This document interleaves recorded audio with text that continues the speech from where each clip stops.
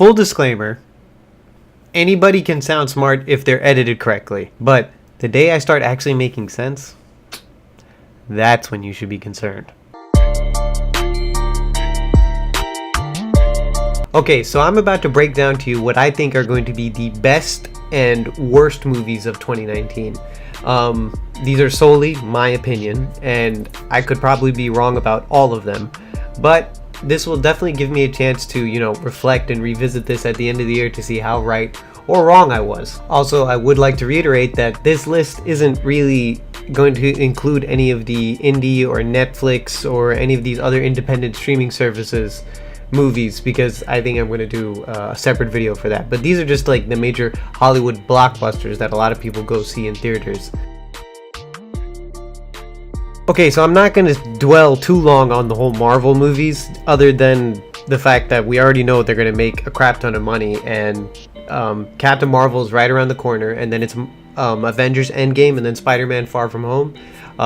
Those three movies alone are all going to make a shit ton of money, and they're going to be hella successful, and I'm pretty sure they're going to be really, really good and enjoyable movies. So yeah, Quentin Tarantino's 9th film that has Leonardo DiCaprio, Brad Pitt, and Margaret Robbie, along with Al Pacino, and it's about the Manson family murders.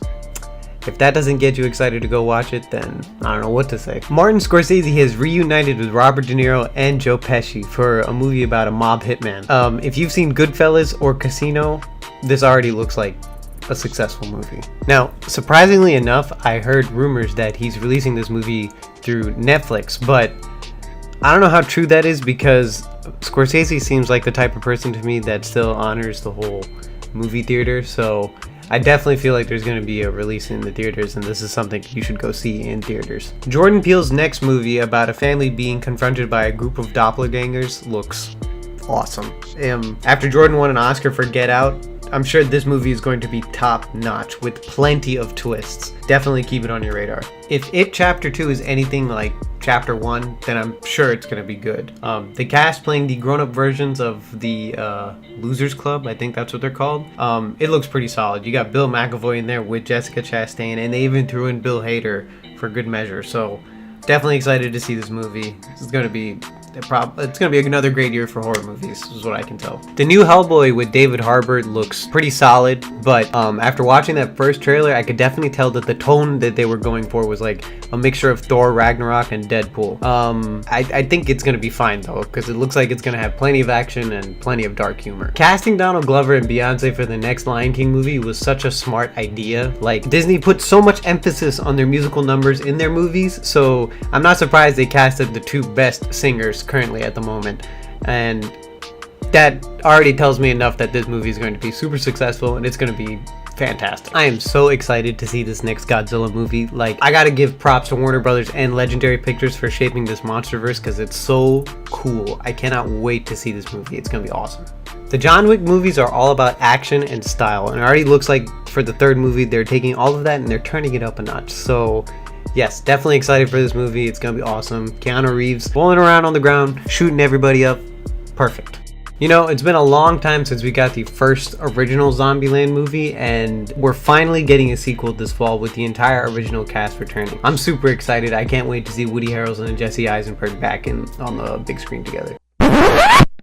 Now, I know many of you are looking forward to this live action remake from Disney, but from what I've seen in the trailers so far, I think Disney might have stumbled on this one. I don't know, Guy Ritchie's directing it, and Will Smith as Genie seems kind of iffy to me right now, so it hasn't convinced me enough to actually go watch this in theaters. I'd say wait until it comes out on one of these streaming platforms. Another live action Disney remake I felt as though it didn't need to happen, but this is Disney, and the only thing speaking to them are dollars. So yeah, I don't know, Tim Burton is directing this, and his track record hasn't been all that, great since 2010, I'd say. So no, I'm not excited for this movie at all. I strongly believe that Joker is one of those characters that doesn't need an origin story.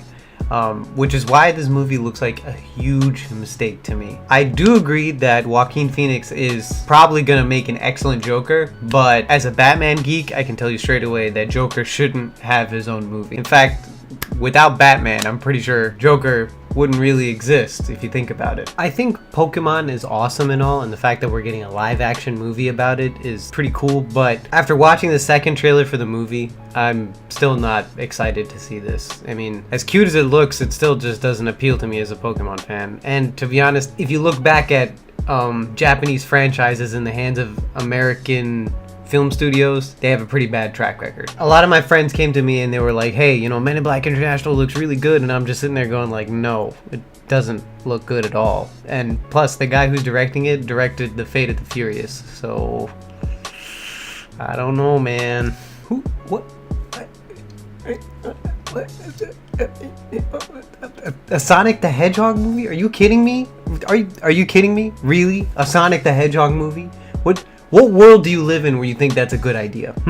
Before you guys get mad at me, please know I am coming from a place of love, not hate, for this franchise, alright? Star Wars has the ability to prosper under Disney, but it seems like the new direction that Rian Johnson took The Last Jedi was the wrong direction. And it took me like a year to realize that, because at first I actually thought Last Jedi was a good movie. The second time around that I watched it, man, I did not like it at all. So let me just go on to say that J.J. Abrams has returned to the directing helm for this, for episode 9, and I really hope he manages to give this very boring and predictable trilogy a satisfying conclusion. But I'm not keeping my hopes up. I think this movie is going to tank. Might be the first Star Wars movie to actually tank. So there you have it, my list for 2019, the hit or misses. I'm pretty sure not all of it is going to be correct, but I'm pretty happy with these predictions. Let's see how they pan out. And again, like I said, I'll definitely revisit this at the end of the year to see if I was right or wrong. It's a good time to reflect, you know? I think I'm pretty good at when it comes to seeing whether or not a movie is going to be successful or not. So let's see how this works out, shall we?